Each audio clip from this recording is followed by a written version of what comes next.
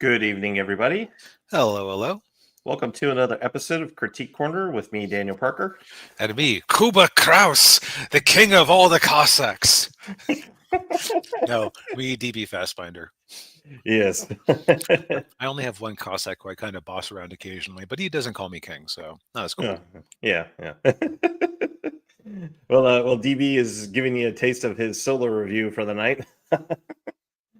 um, well, if you are returning, welcome back. If you're new, what we usually do is we review stuff. We review usually movies, but occasionally TV shows like this week. And we try to go with something new or contemporary, and then something older, classic. And this week, of course, I'm in control of the screen sharing. So let me get that up here. You control the horizontal and the vertical. Yes, and it just occurred to me that we didn't really decide on what we're going to do first, but I'm going to decide for us. Hey, you have complete executive control, man. Go for it. Yes, all right. So we first up, we're going to be talking about Landman. The lamest superhero there ever was. Yeah.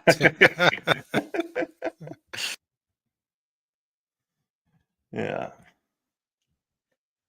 So Landman is a new series on Paramount Plus about the wonderful world of oil production. Indeed. And the titular Landman, played by Billy Bob Thornton. Now, Yes, we didn't watch the entire thing. We decided we were initially going to give it a single episode, like we usually do with these streaming shows with an hour-long episode. We'll just go with the theory of, okay, let's give this a little sample. Let's see if it would intrigue us to watch more. Yeah. And I think we both kind of came away from the first episode going, what's the show about again? Yeah. Yeah, we didn't really get a very good sense of what exactly the driving force behind the series is. So we ended up going 2 episodes into it. And it's basically a drama, a soap opera, kind of mixed with social commentary and what would you say? Just overall, kind of like a deep and abiding cynicism.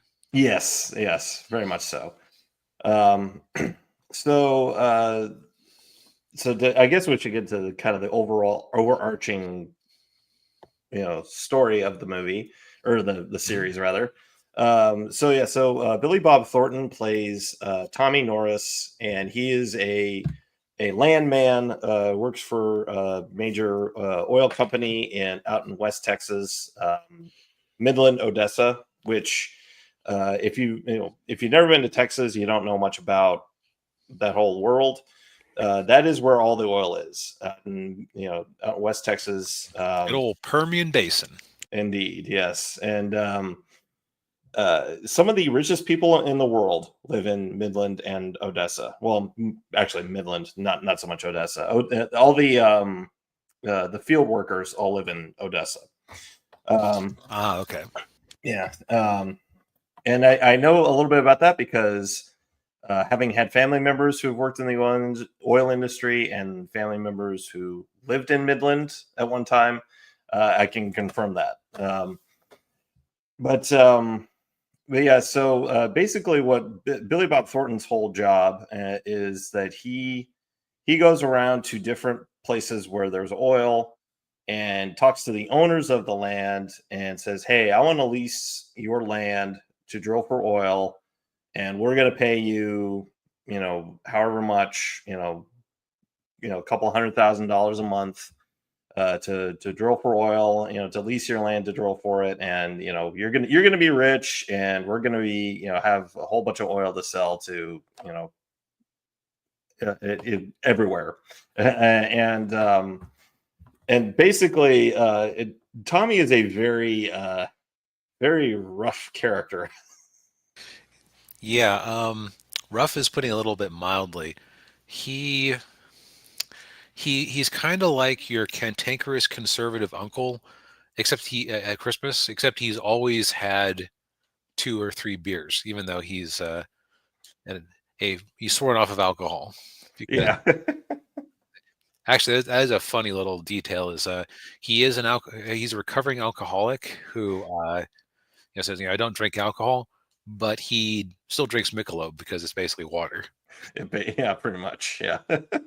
Yeah, there's even a scene where he's at the bar, and the bartender's like, there's alcohol in there, and he said, "All right, I'm gonna drink 6 Michelobs right now, and then come back tomorrow and drink 6 whiskeys, and you tell me if there's a difference." Yeah, look, there's more alcohol in orange juice than in these things. Yeah. Uh, Uh, Now, what's interesting is that it looks like there's an inciting incident early on that I don't think was actually an inciting incident. Because I think they just wanted to show off how humdrum carnage is out in the oil fields. yeah. Are you referring to the plane? I'm referring to the plane because Yeah. the plane seems to be set up by the opening scene where Tommy, aka Billy Bob, has been kidnapped and is being roughed up by some cartel people because they own the land, but the mineral rights were retained by somebody else, which has now been sold to his company. He basically goes, look, you don't you don't get involved in my business. I don't get involved in yours. Here's the money we'll pay to offset the environmental damage we're going to do. Leave us alone. And if you don't agree to this, we can still do whatever we like here. And we're going to make sure an ice facility gets put right over there. Yeah. So definitely plays hardball. Yes, he does. Yeah. And then we flash forward 6 months later, and they show these cartel guys loading what looks like is either a white drug of some kind from the Yes. plane to a van, but then They have landed in the middle of the highway. in the middle of the highway that they built, that the oil company built so that they can move about. And then another oil tanker from a different company just rams right through them. Yep. Explosions, fiery death, all sorts of nonsense. Yeah, and then you come to find out that the plane was actually from Billy Bob or Tommy's company, and it was stolen a few months before. It's like, well, why didn't you report that to the insurance company? Because pieces of equipment disappear all the time, Yeah, and then and they show back up. Yeah, yeah, Just because of the size of their operations. yeah, yeah. And but as DB pointed out, nothing really comes from it, at least not in the first episode. For the first 2 episodes, yeah. First 2 episodes, yeah. Like as he put it, like it's just very blasé about this explosion / all these deaths on his place. So, Yeah. Like the only okay, as of episode 2, the only thing it serves is to show again how chaotic and crazy life out in the oil fields can be. Yeah. Because I guess it's like anywhere else where you have a combination of rough people and money. It's a interesting combination. Yeah, yeah.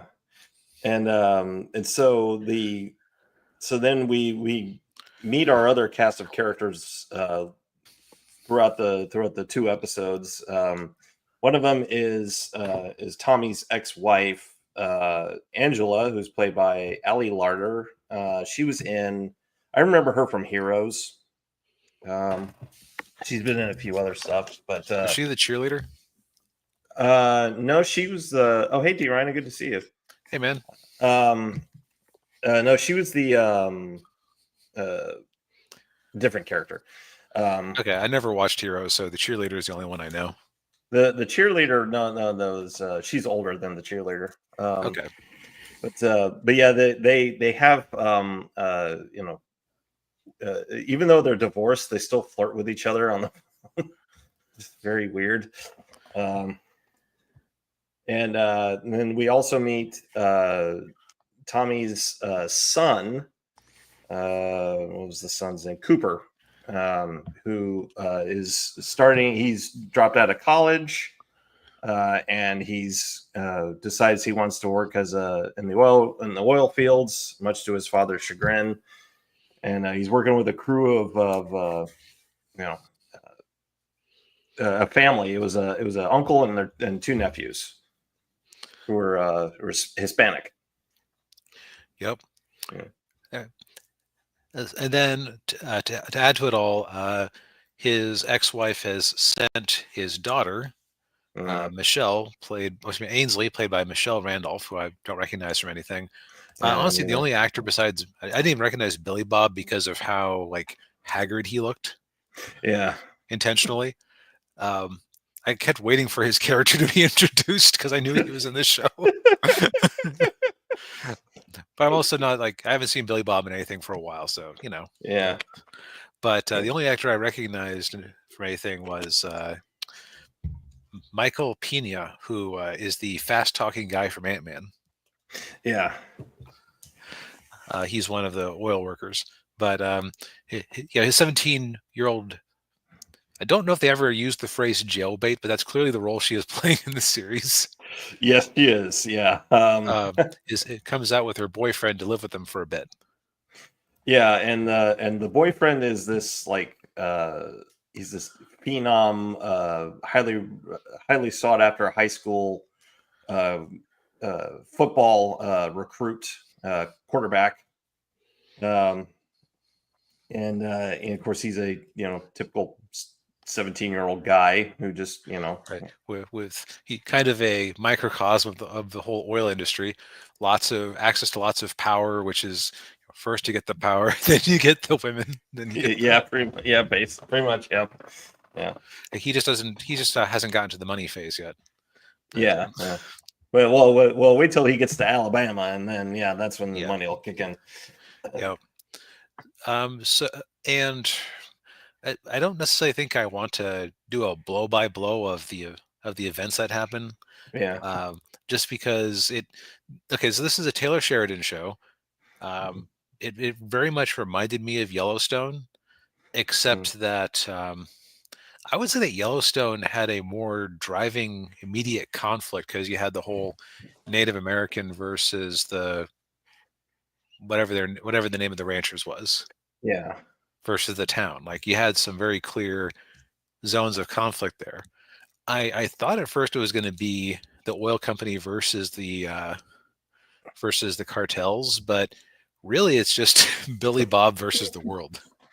Pretty much, yeah. And at the end of the second episode, it was kind of gearing up towards a Billy Bob versus his boss. That's John Hamm. And they kind of imply that they have like a history together. But Billy Bob works for John Hamm, and there was an accident. Let's just say I don't want to get too far into spoilers, but there was an accident, and it's kind of being implied that it's going to be pinned on Billy Bob, which he was none too happy about. Right. So there's a little bit of that conflict there, but that's probably where things are going. Yeah. Like you've had 2 hours. We could. I'm of the opinion that I should have a very clear idea of why I want to continue to watch this show after the length of a movie. Yeah. In total watch time. Yeah, I think it delves. It's a lot of soap opera stuff. A lot of the interpersonal conflicts seem to be the driver of the series. Not unlike another old show from the 80s that was also centered around an oil, which was Dynasty. Kind of a similar feel to it, but maybe not so much. But I mean, so let me ask you this: I never really watched Dynasty. I got the impression it was almost entirely focused on the upper crust people. This seems to be more interested in the on the ground, Landman. Yeah, that I would say that's true. Yeah. So I would imagine that John Hamm's life, from what we see of it, would resemble Dynasty if he was the main character. Yeah. Yeah, I would agree with that. Yeah. But he isn't. So let's talk about Billy Bob for a second there. Yeah. He plays that cantankerous, like late middle age working man, chip in his shoulder, divorced with $500,000 in debt. Like he's weirdly given up on life, it feels like, but he still works very hard, which is an interesting combination. Yeah. Well, I think he's one of those guys that if he stopped working or if he did like fully give up, he would die, basically. Like those people who retire at 65, putter around the house for a week, and then just don't wake up one morning. Yeah, pretty much. Yeah, Yeah, that fits. yeah. And what's interesting too is that he's kind of this he's almost like a walking encyclopedia. He has all this knowledge of all this different stuff, and it's just like he lectures. So like he's got these two roommates, and he lectures one of them when he's eating a Pop Tart. He said, those things are gonna kill you. And he's like, well, you smoked 2 packs of cigarettes a day. No, no, Yeah, that's yeah. not what's gonna kill you. It's all the sugar. Then that's gonna Right, kill you. right. Yeah. In Japan and Italy, everyone smokes, and lung cancer isn't even the top 10 causes of death. So it's all that sugar and crap we're eating that's killing us. So I Yeah, don't want to hear about it. yeah, Uh, yeah, that's a good way of describing him, because also later on, like there's a viral scene that's been making the rounds online, which is how I first heard about the show, where he basically lectures somebody about how pointless, or from his perspective, how pointless wind power was. yeah. Yeah, and there's another one too where he's kind of like it was about fracking, um, Hmm. and yeah, it's it seems to be the highlight of the show is him is Billy Bob lecturing liberal white women about how the world really works. Yeah. Which, okay, so let's talk about audience here, Yeah, before we talk a little bit about. There's one thing that okay, I can be a little bit squeamish about injury in shows sometimes. But I think that this one actually deserves like, you deserve to know that it might be happening going in with a spoiler warning. So we'll talk about that in a sec. yeah. But I'd say, in terms of the audience, if you enjoyed Taylor Sheridan's Taylor Lautner. Ooh, ooh, I watched Twilight's Rift Tracks many times. Anyway, if you enjoyed Taylor Sheridan's other media, like what was that movie we watched last month from him? Hell or High Water. Yeah, if you liked Hell or High Water, if you liked Yellowstone and the other shows, this is very much in keeping with that, in the sense that, and I can see why this would appeal to a large audience, because it is basically a soap opera designed for people who work on their feet for a living. Yeah, Because I notice that he always goes for industries that are big and powerful, but aren't, like, they're very related to resources, like, cattle or oil or things like that. yeah, yeah.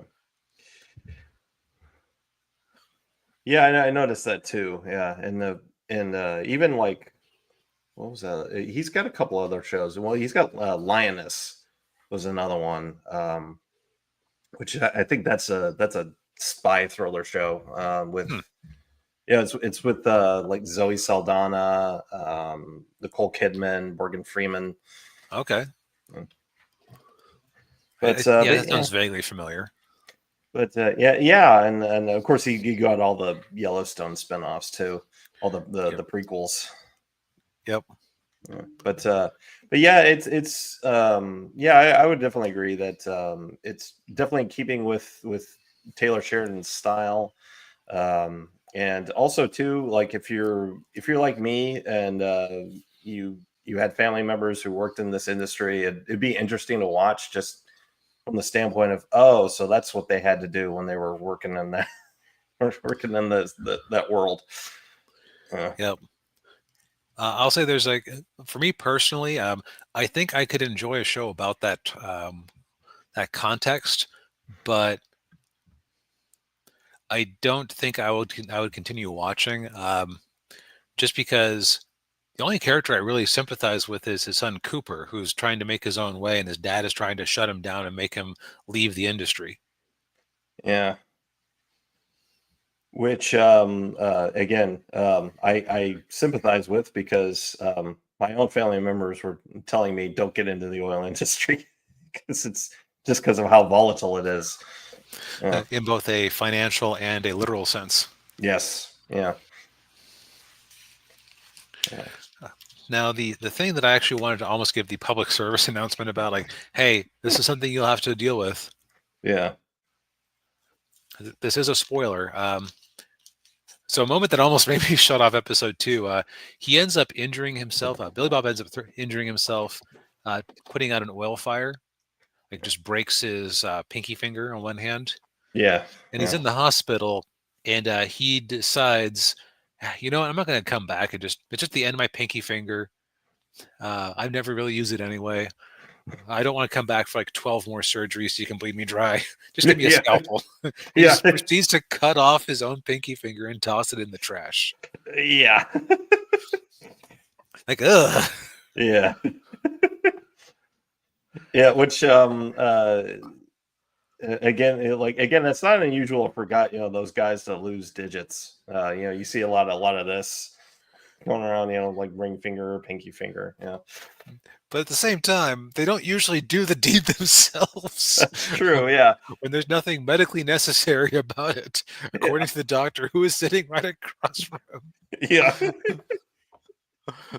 Well, and too, and on top of that, like what I've heard, like one of the most painful things that could ever happen to you is losing a finger. Yeah, he just kind of no-sells it. Yeah, it's just like, ugh. But yeah, it is a graphic scene. Yeah. Yeah, I think that it's like, in the show is symbolic of like how much he's leaving himself behind in the fields, like, what he's giving up parts of himself, but that just icked me out. Like I said, I almost shut off the episode right there and said, Daniel, don't bother watching episode 2. But you'd already watched it, so I just soldiered on. Sorry. No, like, there was nothing that graphic again in it. But I also have the personal bias that while you can have interesting shows about unlikable characters, I feel like there has to be something admirable about them on some level. Yeah. And I just don't find anything admirable about Tommy Norris besides his work ethic. Yeah. Yeah, I get it. What's your take on it? Yeah, he's a he's a tough guy to like. Yeah. But I may keep watching it just out of curiosity. Just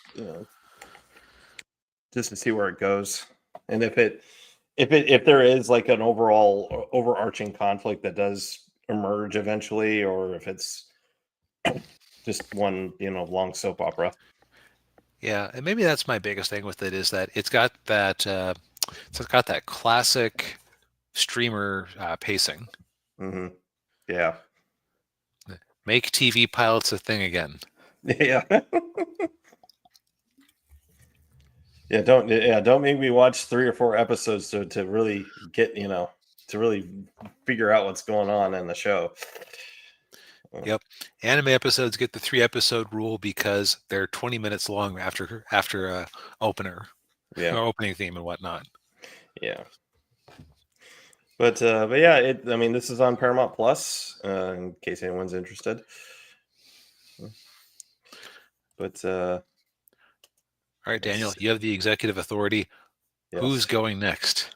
I think I have. Let's see. You know what? I will go next. So yeah, speaking of Paramount Plus. Yes. I finally watched Gladiator 2.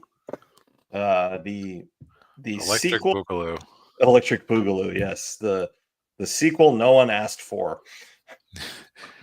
Except for Ridley Scott's bank account. Yes, yeah. Well, he's only like 82 or whatever. Right. He's still. I guess he still needs the money. Uh, but but yeah, for those who probably don't know this about me, Gladiator is probably one of, if not my favorite movie of all time.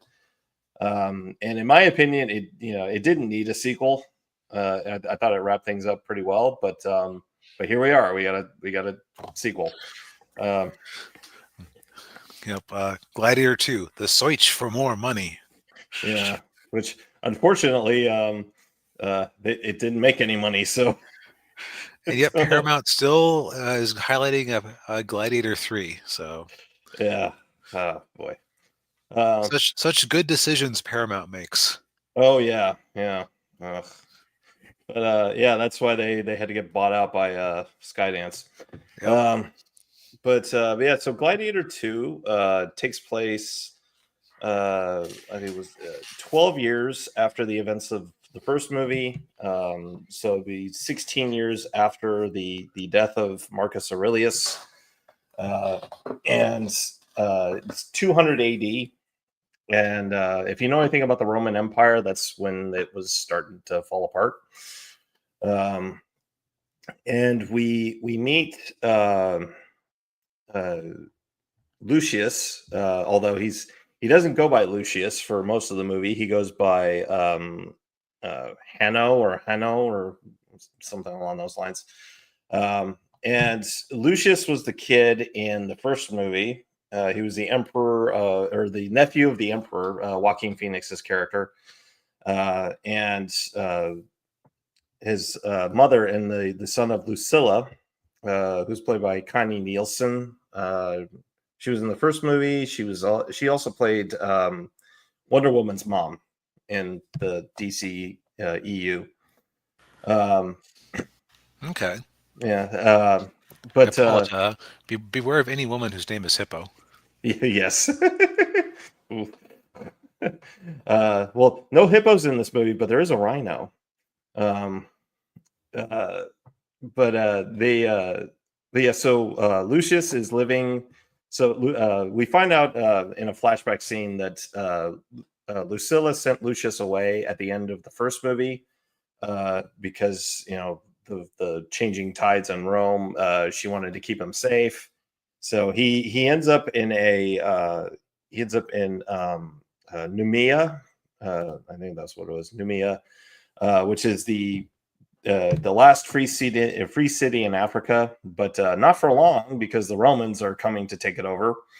And the Roman forces are led by General Acacius, and he's played by Pedro Pascal. And during the course of the battle, Lucius's wife is killed, and he vows to take revenge on Acadius. Or am I saying that right? Accius. Okay. I really I can't be bothered to remember some of the names of these characters. From what I've heard about this movie, I cannot blame you. Yeah. But we find out that I'll just call him. I'll just say Pedro Pascal. We find out that Pedro Pascal is actually married to Lucilla, Lucius's mother, and so Lucius is then sold into slavery, and then put in a gladiator arena, and he's able to fight off wild baboons. And then he gets bought by Macarini.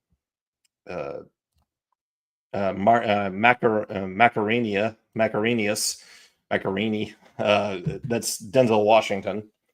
And Denzel Washington in this movie, he kind of fills the role of that Oliver Reed's character in the first movie, where he's like the one who has all the gladiator matches and everything. But his motivations are much more sinister than Oliver Reed's character in the first movie. But then we find out that Pedro Pascal is trying. He's staging a coup against the two emperors of Rome now, Emperor Geta and Caracalla, and they're brothers. And Geta is played by Joseph Quinn, who is most people remember as Eddie Munson from Stranger Things. That guy's in everything lately. Yeah, he is. Yeah. Well, you can thank Stranger Things for that, I guess. I guess you could say that stranger things have happened.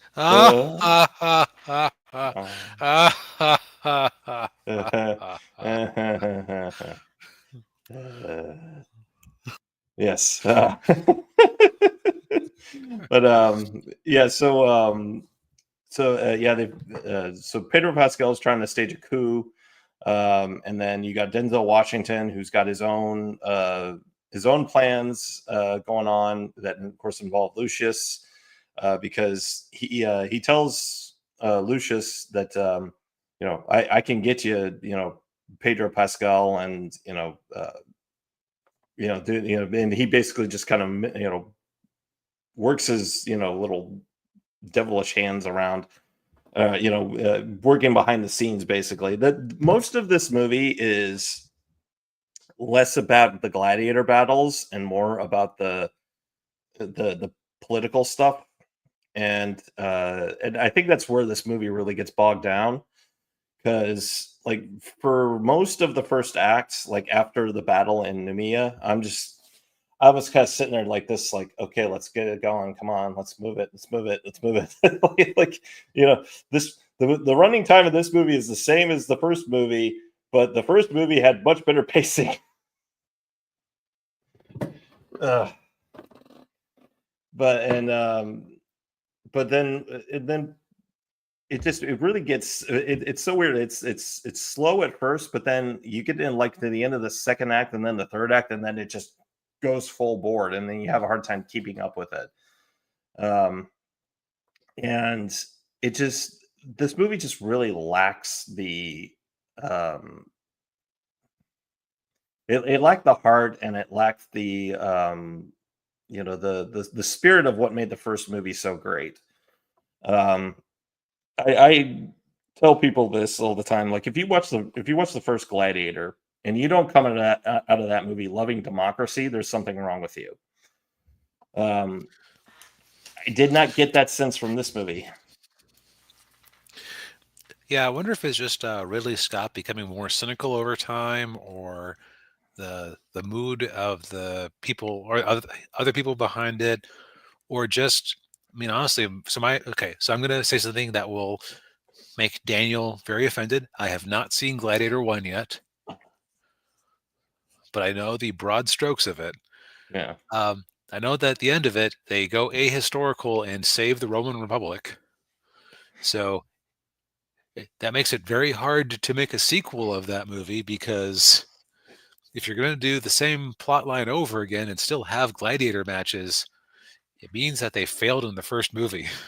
Yes. Yeah. And yeah, it's very clear that yes, they did. And yeah, because they do the exact same thing. And they even have like one of the senators from the first movie pops up again in this one. And I'm sitting there thinking, okay, this guy, this guy would be thinking, we tried this a few years ago and it didn't work. What makes you think it's going to work this time? Yeah. Yeah. At least Russell Crowe's character wasn't alive to have to drink manatee milk or something. Yeah, that's true. Yeah. He didn't get disgraced. Yeah, yeah. Although, so a few spoilers.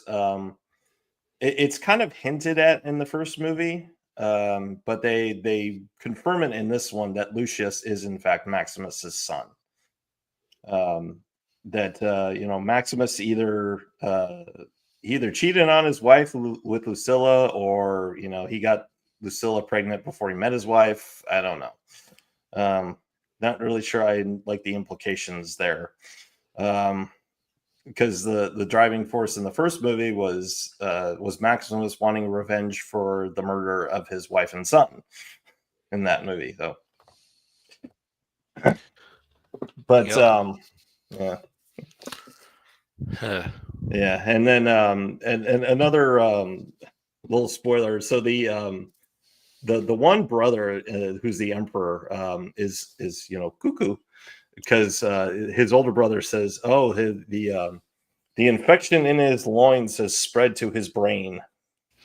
Oh, so syphilis. Syphilis, yeah, he had syphilis, and so so the brother, with who's crazy, he appoints his pet monkey as his first counsel. It's just like, oh, geez. Was it Caligula who put his horse on the Senate? I believe it was, yeah. Yeah, trying to out Caligula, I see. Yeah, it's just like, oh, okay, yeah. But that was probably probably the part I liked about the most because it's just like, oh, okay, that's where we're going. It sounds like the part of the movie that had some life to it. Yeah, it was. Well, and I will say too, the gladiator matches were very underwhelming. Like they had this, like the first one or the first big one they had uh, was the gladiator riding around on a rhino, which I don't know if rhinos let you ride around on them, do they? Um, actually, I've seen videos where if the rhino knows you, I don't know about letting you ride on them, but they'll come up and ask for scritchies. Oh, They okay. just act like big dogs, so that's Yeah, kind of amusing. yeah. But yeah, there's a scene where the gladiator is riding around on a rhino, which seemed a little odd. And there is a scene in there where they're showing one of the parties where like there's a rhino head and they're all like everybody's scraping off the horn because there's some people who think that rhino horns have like medicinal purposes, but they don't. Yeah, it's just a big fingernail, people. Yeah. Yeah, and the part that I was actually really looking forward to, but was very underwhelming, was so they actually did this in the Colosseum where they would fill it with water and reenact naval battles in there. And they Which did that did in this. happen. Yeah. Yes, yeah, and they did that in this movie, but it was so just bland. Like it just nothing really happened with it. It just yeah, it's yeah. Uh, Stick with the first movie and just ignore this even exists. That's the great thing about unnecessary sequels. They're actually pretty easy to write off. Indeed, yes, yeah, yeah, and yeah, if you're curious, it's on Paramount Plus. It dropped this week. So, yeah, Or don't. It only encourages them. indeed, yeah, but it sounded like you had a much better time with your solo review than I did. Yeah, I picked something extremely random, and I'll explain why. So I watched the Rankin Bass production of Jack Frost, which was okay. So Daniel, did you ever watch a lot of those stop motion Christmas movies growing up? I didn't. No, it didn't Okay, really interest me. so they were kind of my jam. Like I've mentioned before that I am genuinely a fan of stop motion for its own sake and will generally enjoy things with stop motion more than a thing without, like, than a regular thing. Partially because I always thought it looked cool, but also now that I'm older and I know more about the process, it's really impressive when you can make something look right. Yeah. Yeah. Um, this was one I had never seen, and I remember it was either this one or the Little Drummer Boy, which I also haven't seen from the Rankin Bass holiday film canon, where I asked about it, and my parents said it was really weird. If it Mm, Because this came out a few years or several years before I was born, so they might have just caught it on NBC Live or something. But and like I always was curious about it because we had the VHS tape of, I want to say it was Santa Claus is Coming to Town, mm, um, and they had an ad for this at the start. So and then what comes across my YouTube algorithm out of the blue, but the villain song from this movie's villain, Kubla Kraus. And I was just so I became intrigued by it because it's such a weird song. Because he's basically a mad Cossack machinist inventor who has dominated the town, but still finds himself unhappy. And he sings about, I am Kubla Kraus, the king of all the Cossacks, but there are not any Cossacks hereabout. There's the rub. There's the rub. I'm Kubla Kraus. I could have been a shogun, but there are not any samurai about. There's the rub. There's the rub. So it's like he seems like actually kind of a complicated villain for this type of thing. Yeah. And he sounds a bit like a certain North Korean leader in Team America. Yes, exactly. So then I decided to see where I could watch it, and it's actually included for free with YouTube Movies. Huh. So I said, you know what? I don't feel like watching anything more complex this week because I've honestly not been sleeping well, but I've also been, working and playing hard on things. I'll just give this a shot for the lulz. And man, if I found out that this thing was intended to be like Rankin Bass's first stop motion theatrical release, and then they couldn't make the funding come through and they had to cut down the script and they refused to kill their darlings, I would not be surprised. Yeah. Because this is a weirdly dense movie.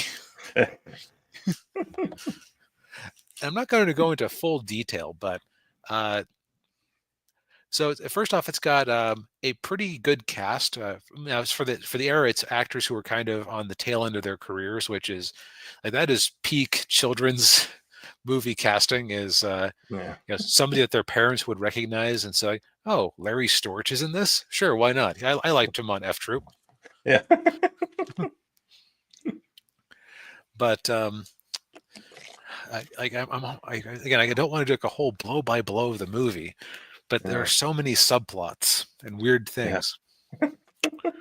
Okay, so the framing device of this thing is Buddy Hackett playing Pardon Me Pete, the Groundhog's Day groundhog,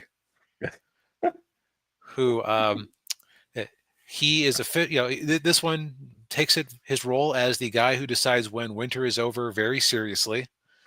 And we find out that he has a deal with Jack Frost he's borrowed his shadow to intentionally scare himself so he can get more shut-eye every year. So basically that means that in this world, every year there's 6 more weeks of winter. Sorry. Yeah. And it's weird with the shadow because they treat it very much like they treat it very much like Peter Pan's shadow, where it's like an independent being who has become unmoored from him. Okay. So it's not like Jack Frost is pretending to be a shadow or casting a shadow, because Jack Frost is canonically invisible. So in order for this plot line to work, they have to have a throwaway line that, and Buddy Hackett's like, and Jack Frost is invisible besides his shadow. There's a lot of just we gotta wallpaper this over for the line real quick. Yeah. The whole thing. And so that's like we gotta wallpaper over this logical question. Happens a lot because again it's very overstuffed because you've got a tragic storyline about an invisible ethereal being, Jack Frost, who nips at your nose. He goes out there and he causes winter, or he enhances winter somehow in a way that is a little bit vague, but he works for the king of winter, who manages winter, as the name implies. And he's good friend with Snips, the guy who is in charge of cutting every single snowflake that falls to be distinctive. And Jack Frost, he wants to be where the people are, because he's tired of just watching them be happy, and he wants to join in. Yeah. And he's fallen in love with this human girl who loves Winter and loves him, or loves the idea of him, and he, being a lonely incel, misinterprets that as her having a thing for him, even though they've never met. Yeah. So he asks the King of Winter to turn him into a human. And he basically is told to go pursue the American dream. You have until spring comes around. You need to get yourself a horse, a house, a bag of gold, and a wife to make it all worthwhile. Yeah. Is his challenge. So he's turned into a human, and he goes down to Earth and pretends to be a tailor. Well, why a tailor? Because he had borrowed his friend Snip's scissors. For reasons that never really comes up in a significant way. The backdrop for all of this is the town he is taken up residence in is dominated by Kubla Kraus, the best character in the movie. Voiced by Paul Frees doing his Boris Badenoff voice. And I think that he is like peak children's media villainy, because he is, at the one hand, over the top evil, but not in a way where you're necessarily afraid of him. He's just kind of mildly ridiculous. Like the guy was the king of all the Cossacks, but reportedly he was so awful that he drove them all away, and now he lives up on Mount Misery all by himself. And so to keep his iron grip on the town and all of its money, he has decided to he has decided to build himself a steampunk robot army of knights with names like Canute, Knick, Knort, and Knorman or something like that. It's a very silly wordplay name. And he has a giant horse, which you can see in my avatar, named Clang Stomper, and a little ventriloquist dummy named Dolmy, who he talks to. Oh boy. So they're trying to get the town out from under his control. But alas, Jack Frost's lady love is looking for a knight in golden armor. And what do you know? A knight in golden armor who had not been discussed up until that point shows up to save them in one scene. While they're trying to attack his house with no plan. While they're trying to attack Mount Misery with no plan, because there was no time in the plot for a plan. And the two of them fall in love while the knight gets injured fighting them off, and the two fall in love while he's recovering. And in a moment of great sacrifice, Jack Frost gives up his humanity to use his winter powers to whistle up a storm to keep Kubla Kraus locked up in his castle for a few weeks. Except that it seems like, oh, okay, that's how the story would end, right? No, because winter is about to end, and Kubla Kraus is going to get out there at the end of it. And so Jack Frost finds the groundhog who had not been actually in the story up until that point. He'd been like the framing device. Yeah. But like in the last 10 minutes of this movie, he shows up and he proceeds to spook the groundhog to buy himself more time to keep Kubla Kraus cooped up. But he turns back into a human because I guess it wasn't that much of a sacrifice. Yeah.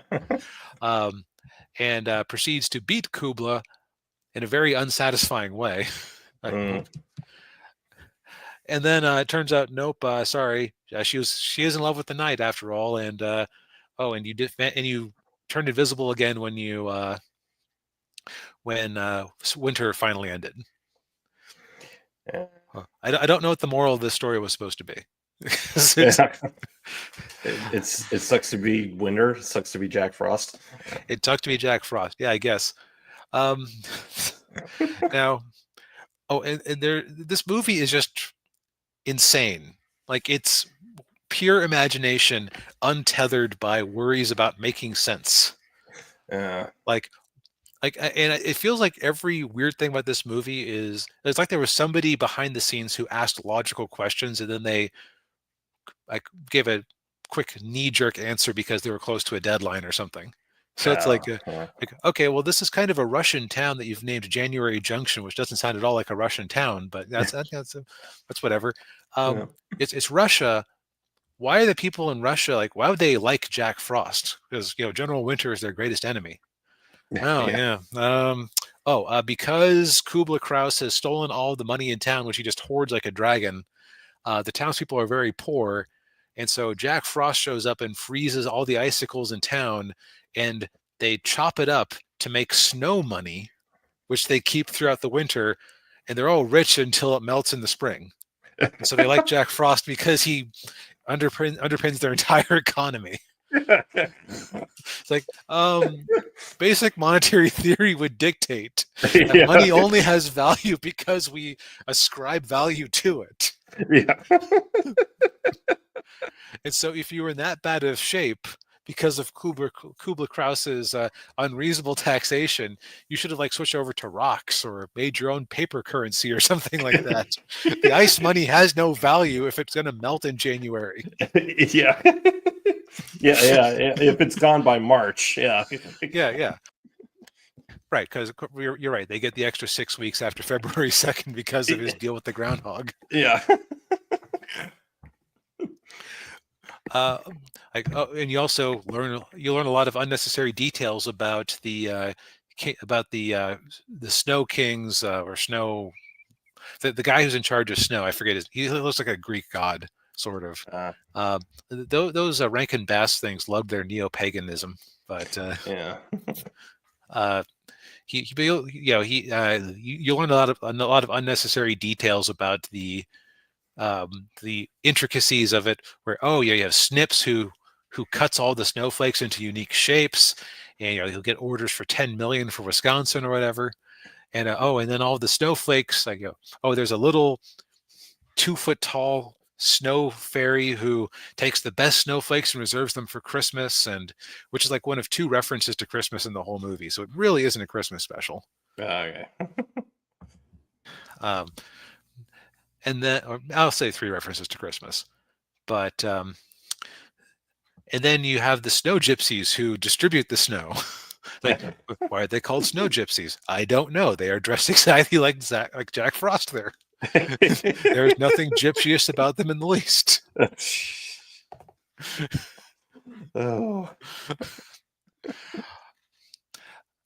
Well, why do we have the groundhog? Like, he doesn't technically take away time we could have been using to tell more story. Shut up. We got Buddy Hackett to agree to record a part. Yeah. Call me legend Buddy Hackett. Now, I'll say, like, strengths of it. Again, it is just very imaginative, and I feel like, and the writer in me feels like there is a story here that if you'd had an hour and a half and you maybe cut a couple of extraneous details, you could have, like, if NBC had given them an extra half hour and you cut out some of the silliness and fluff, you could have had a nice, poignant story on the level of actually surpassing their best stuff, like Rudolph the Red-Nosed Reindeer, which it does have way more of a through line. Yeah. But it's like there's something about the tragic story of a ethereal non-human being who wants to become human but gives it up for the sake of the woman he loves, that if he executed it properly would just be a very touching story. As it is, there's some nice songs. There's a lot of visual creativity, especially with Kubla Kraus and his minions. Like, he has an iron glove, and it seems like a random detail. Like, he just has an iron fist because he has an iron fist. But when he's riding his horse around, that gloved hand is being used to control the huge chain links that control the horse. Well, why? Why does he? And just like all the wacky insanity, like even the mice in his castle are artificial, like, which tells you the guy bothered to make fake mice to inhabit through the walls of his house. Like that is nuts. Yeah. That's next level there. Yep. And it also occurred to me that there was a parallel there that you could have drawn between the loneliness of Jack and the loneliness of Kubla. And again, like, it's weird that Kubla got such development in his song, like about his loneliness and his and just like everything he wanted out of life, only just have him be defeated by basically jumping out a window by accident. Yeah. Man. So like, do I recommend this? Um, I don't think I do necessarily. I would call it in the category of harmless fluff that you can put on without having to worry too much about the kids. Mm. Um, it is available on YouTube Movies for free on the channel or in this platform, so that's you don't have to pay anything to watch it. Yeah. Apparently, this thing had a history of being uh, so people were claiming, oh, the copyright has expired, it's public domain. No, this was made in 1979, so the copyright extends another 75 years past that, at least. No, it's just that Warner Brothers or whoever was being very lax about pursuing the copyright hold or the copyright on this thing. So there were a lot of crappy, low quality VHS and DVD bootlegs that were released. Uh, Uh, if you're interested in owning this on physical media, the Blu-ray is made from a proper cut. yeah. I almost wonder if Okay. the YouTube version comes from one of the crappy 16 millimeter ones because the first part especially is very whited out. Like a lot of it gets better over time, but it's very indistinct. Um, Yeah. as far as the rest, as far as like my final thoughts on this dumb thing, um, I only call it dumb thing because I feel like I'm the only person in the world who would actually be especially interested in this. The music is quite nice. Jack Frost is played by Robert Morse from How to Succeed in Business Without Really Trying, which it bothered me. Like, why? I'm just on the tip of recognizing him. Why do I? Yeah. But I can't quite get there. It's got Paul Frees again as Kubla Kraus, doing his Boris Badenov voice. Larry Storch plays the father of the girl that Jack Frost fell in love with. Mm. It's got some nice songs, like especially the villain song from Kubla Kraus. Like if you decide this sounds remotely interesting, go watch that and see if it piques your fancy Yeah. or it piques your interest, I should say. That's the proper phrase. But Yeah. and again, like just from a stop motion perspective, it's got some nice shots and it definitely has a lot of wild imagination. So Mm. I'll give it. I think that this is just a case of sometimes when you're editing, you have to kill your darlings. Yeah. Mm.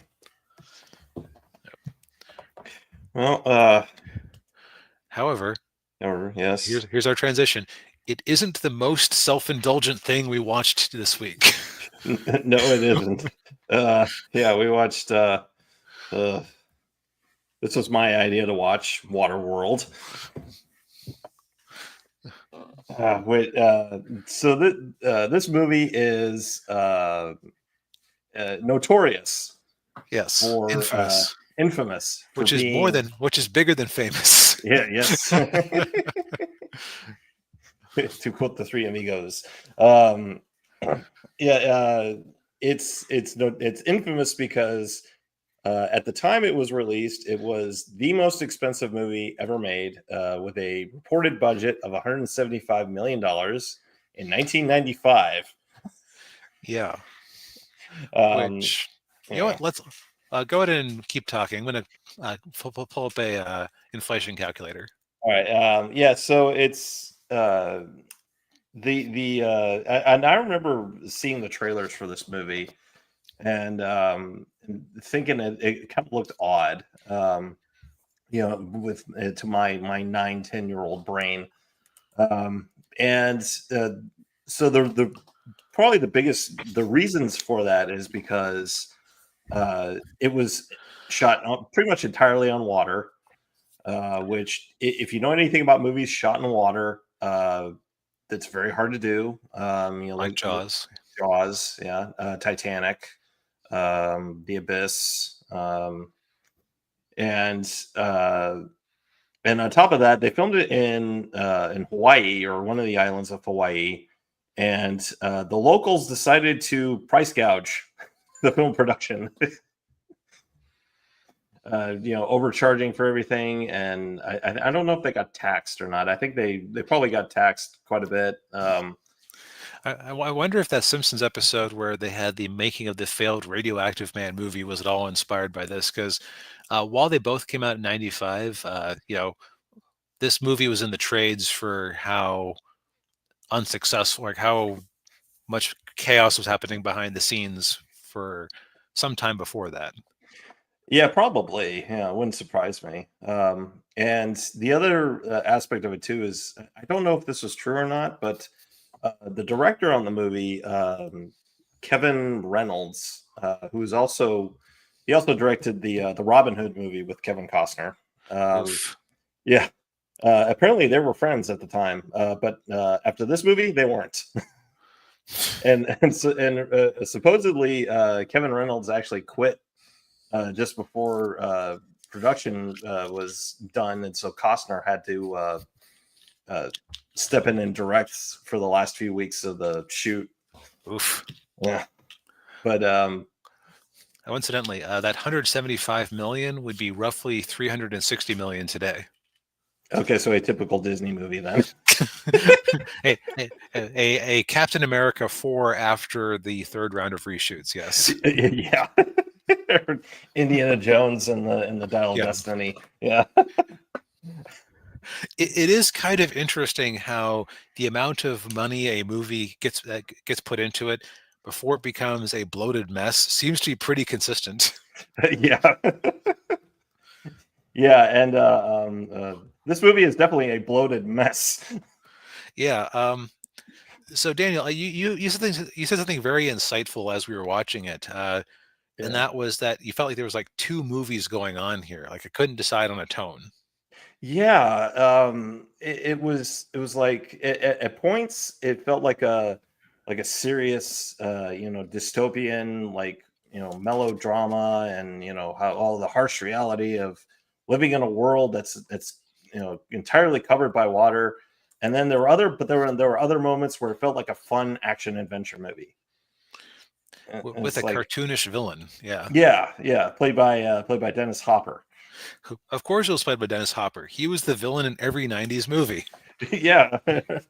Yeah, thereabouts. Yeah, like Speed and a few others here and there. Super Mario Brothers. Oh, right, yeah, he was Koopa, um, or not Bowser or whatever. Right, right. King Koopa, yeah, whatever. I can't remember, but yeah, but yeah. So this movie is basically, if you've heard other people talk about it, they say it's Mad Max on water. And that's basically what it is. That is an accurate summary. Yeah. Um, so I'm going to nerd out for a minute here. So the basic premise of this movie is that the ice caps have melted, and so the entire world is flooded. Now, I've sent Daniel a picture of what it looks like in a world with basically no sea ice. Yes, here it is. So that is the map of North America about 70-ish million years ago. Not quite the end of the dinosaur era or the Mesozoic, the age of the dinosaurs, but pretty close to it. That is basically what a modern-ish world looks like when when there are no ice caps and it's just runaway global warming. You Hmm. notice how there is still, like, while the Midwest of North America is underwater, going up to the North Pole, uh, there is still plenty of land. Yeah.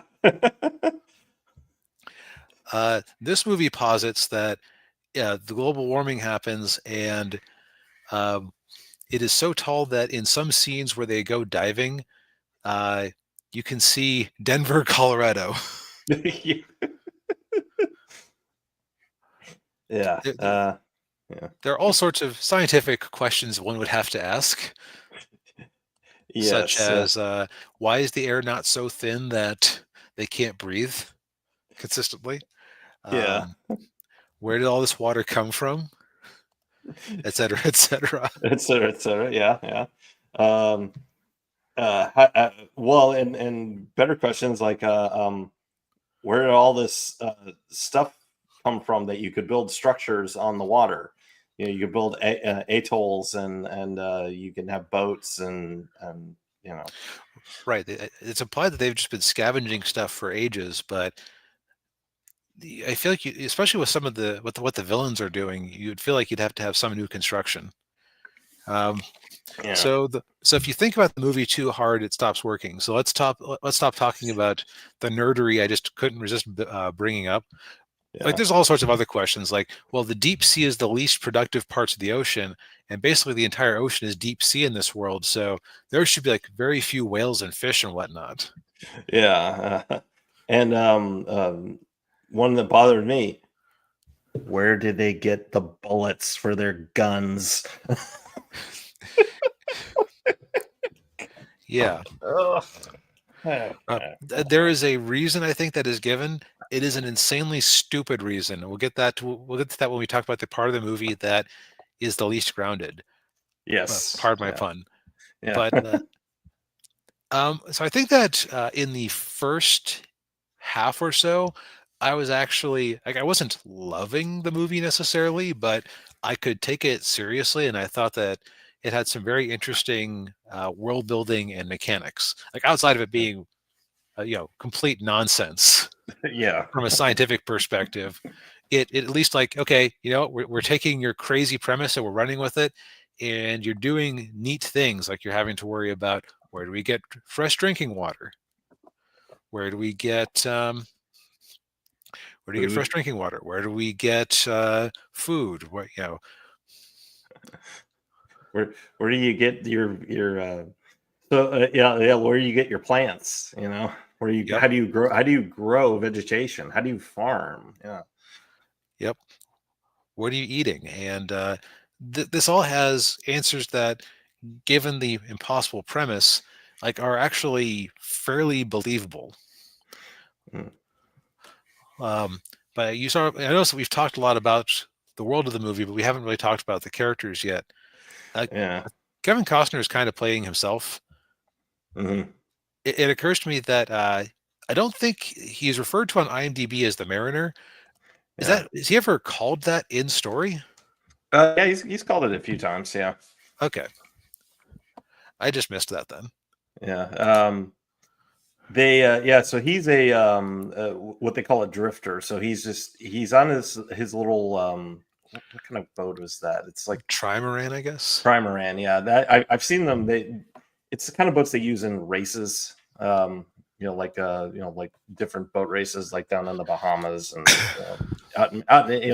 in my part of the world. Um, and the movie opens with him, peeing into a jar and then putting it through a filter and then drinking it. Yep. Which, as was kind of gross as it is, it does very immediately set the stage for, like, how far you have to go to survive in this world. Uh, Yeah. they also have an opening scene where he is betrayed by another drifter, who he then proceeds to double cross and use as bait to when the bad guys, the smokers, come after them. Yeah. Yeah. They call the smokers because they still use like stuff that you need fuel for, like jet skis and Yep. different boats and that kind of thing. And they also smoke cigarettes. Yes. You might ask, where did they get cigarettes? Well, we'll get there. Yeah. Um, and the other thing too is he had the drifter stole his the limes from his lime tree because um, for actually kind of neat little neat detail I thought was good was the with the limes because for those of you who don't know, the British in the 1800s, the reason they were called limeys because they used to suck limes when they were out on their naval ships, all the naval crews. And that was because limes have vitamin C, and vitamin C you need to stave off scurvy. Yep. So, like, a lime tree would be exceptionally valuable for a mariner. Yes, yeah. Um, but then he hears from the drifter that there's this atoll nearby, and so he decides to go over there to trade his wares. And his ace in the hole is a jar of dirt. He's got a jar of dirt. He's got a jar of dirt.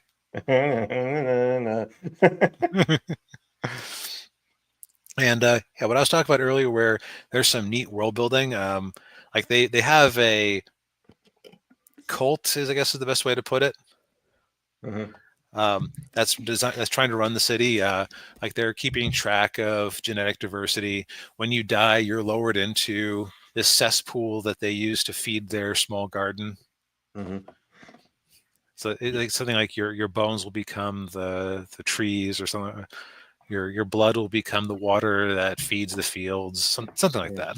Yeah, it's kind of like in Dune when they would when the Fremen would die and they'd break their bodies down into the water and then they drink their water, sort of like that. Hmm. Right.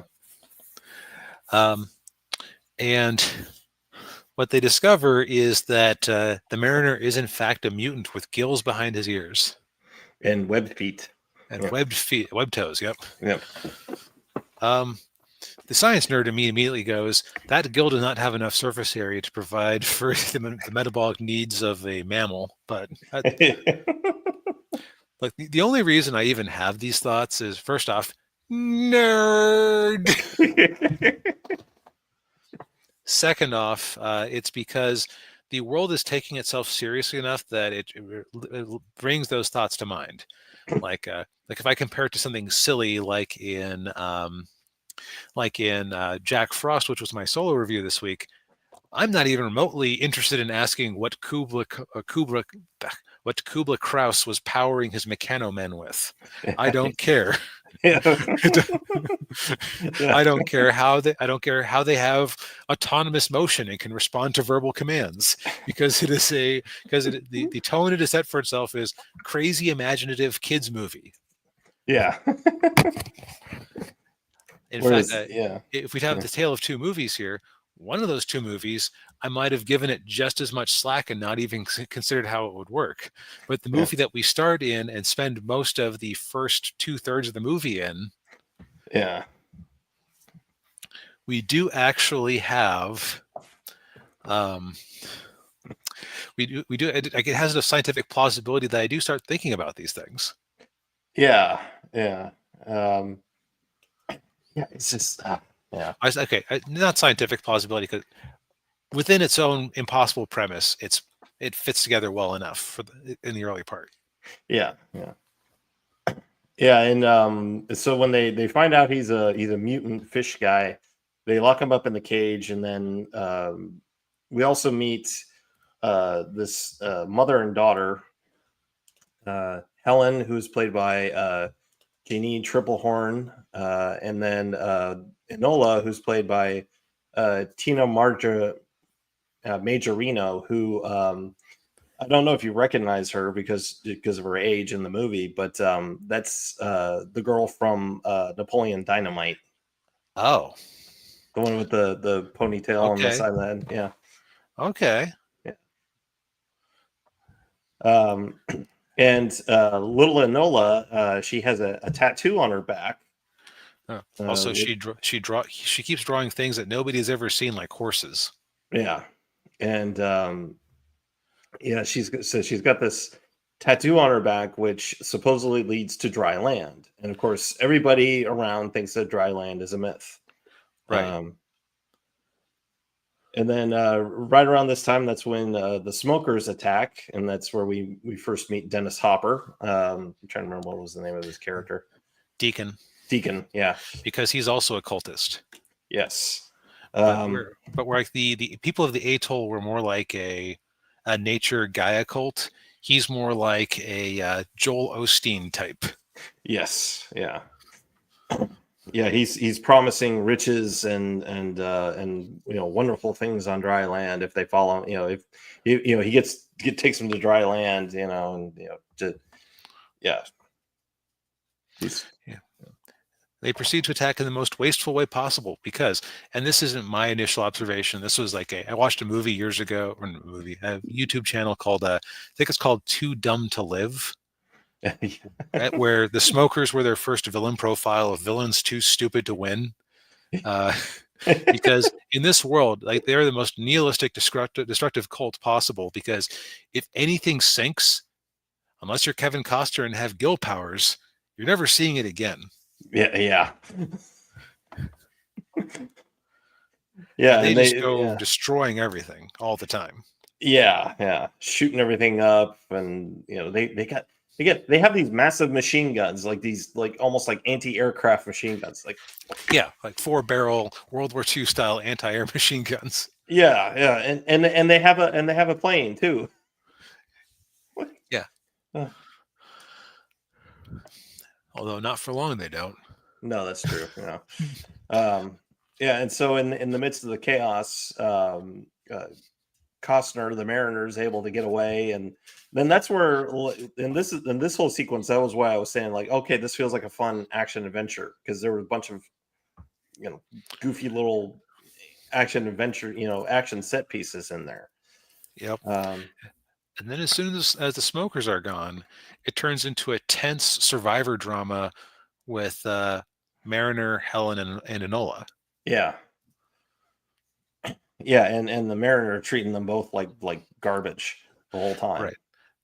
And there's a story there that I think could have been told a little bit better, where you have a hard-bitten guy who is used to being rejected by people. Like in the atoll, he is offered a young girl's first night in exchange for quite a bit of bounty to help their genetic diversity, and Yeah, he turns it down because he doesn't have any reason for anybody, yeah, or any need for anybody, I should say. So he's suddenly presented with what amounts to an ersatz family that he is roundly rejecting responsibility for. yeah, yeah. Yeah, and yeah, when he first meets them, he even threatens to throw the little girl off the boat because his boat's taking on water. Yep. Yeah, and then yeah, and that's basically the rest of the movie is just them wandering around, and then because they think that he knows the way to dry land, but he really doesn't. Right. And it's like, oh, well, you must have given me the dry land. Where'd you get the dirt? Well, and this Yeah, is another bit where my scientific plausibility BS alarm is going off. He swims down to the bottom of the sea, aka the Rocky Mountains, yeah, and he gets dirt in his jar and swims back up. Here's the thing: there is soil at the bottom of the ocean in spots, many spots, but it's not going to be good quality dirt. Like there's actually a scene of a guy tasting the dirt and testing it, deciding this is good quality stuff. It's not going to be like that after hundreds or thousands of years at the bottom of the ocean. It's going to be salt logged. It's not going to be very useful at all. yeah, yeah. Unless he had some kind of way to filter all that out, but I highly doubt it. Right. Salt in your soil is not good for most plants. No, there's a reason why Hannibal did that, or was it Hannibal or It was the Romans who salted the earth at Carthage. right? Yeah, yeah, yeah. There's a reason they did that. Yep. Yeah, Um, but like, and like these drama scenes were probably the highlight of the movie, in my opinion. Like, because the goofy action stuff did not work for me, but him as a yeah, grounded character slowly warming up to these people and having some false starts with learning to trust them, that was kind of heartwarming and cute. yeah, yeah, I like that type of character arc. yeah. It was a little slow for me, but yeah, Yeah, like it wasn't the most entertaining thing ever, but I definitely got some enjoyment out of those scenes. Uh, yeah, yeah, and it's like the smokers are from an entirely different movie, and whenever this entirely different movie invades, the Waterworld just suffers for it. yeah, yeah. Yeah, and then because the smokers show up again, and then it turns into another action. It turns into an action movie, and then you, Yeah, and not a plausible one. We're talking like a Chuck Norris action movie yeah, with how much the Mariner is just able to solo the entire uh, army of smokers. yeah, and you even have a part where they kind of do a like a where the Enola kind of gives like a John Rambo or John Wick type speech. about how great the Mariner is, Yeah. and like, oh, jeez. The Mariner kills smokers and doesn't afraid of anything. Yeah. Which that's the most words she says in the whole movie because she's largely a quiet kid, I think. Really? Well, no, they were talking about how much she wouldn't shut up. Yeah. Okay, I'll rephrase that. It's the longest coherent stream of thoughts she had. Oh, She okay. like most of her sounds were like her singing or being bratty or whatnot. Like okay. I see what you mean. Yeah. It's almost like it's almost like her fake mother Helen had written her this script in advance and just shoved it into her pocket. Oh yeah, probably. Yeah. All right. Yeah. So he proceeds to body the smokers, and you find out that where the smokers allegedly get their gear from, the Exxon Valdez. Oh. And they aren't a Christian cult. They are a captain of the John Valdez cult. Yeah. Which that probably seemed very topical in 1994, 95. Not so much now. Yeah. And even at the time, that was stupid. Yeah. Because first off, it ran aground and started leaking oil. Guess what? When an oil ship has a wreck and has an oil spill, there isn't hundreds of years of workable gasoline sitting in the tanker. Yeah. And on top of that, I can't remember if it was the captain or whoever it was. They were drunk. Yeah. When they crashed that thing. Yeah. And they were also nowhere near the Rocky Mountains. Yeah. It was it was Alaska, wasn't it? Alaska. Yep. Yeah. Also, that doesn't explain where they have boxes upon boxes of canned meat. They have enough gasoline that the deacon says, we got to cancel the tractor pulls for a bit to save fuel. You have tractor pulls on that ship? Yeah. Yeah. You have enough cigarettes for a whole society of chain smokers for hundreds of years. I guess the Juan Valdez was also armed to the teeth in case of Alaskan pirates. Yeah. Yeah. Oh, this movie is so stupid. Yeah. And not even in a fun, stupid way. It's just stupid. Right. It goes full.